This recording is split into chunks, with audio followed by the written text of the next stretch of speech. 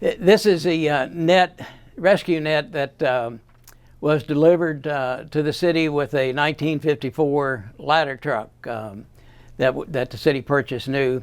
The purpose of the net is for people who need to jump out of a building because it's the only way that you can rescue them.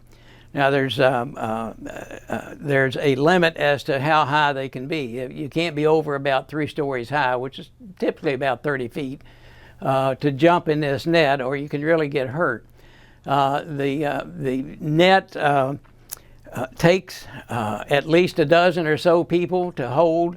It's folded up here. As you can see, we had quite a discussion about how to display it without taking up so much floor space, and one of the folks that worked for me said, just put a mirror behind it and fold it in half. And he said it jokingly, but that's exactly what we did. We put a mirror behind it and it looks like it's opened up.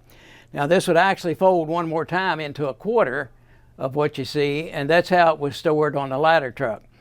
But the net is not as hard to use as you might think of somebody jumping 30 feet into the net.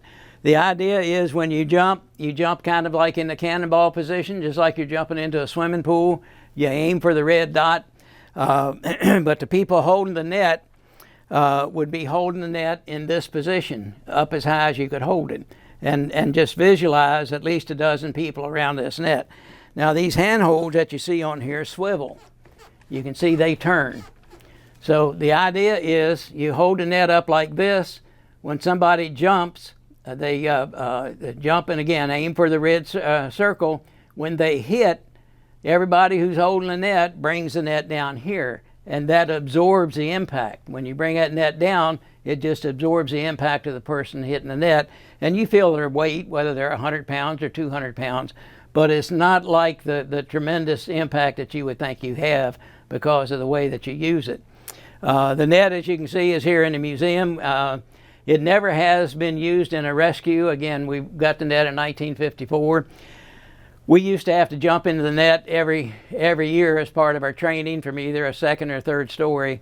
You know, it's just old hat to jump in it, again, in a cannonball position, and it's just nothing to it. After the people jump in the net, you just simply tilt it and let them crawl out of it, and that's it.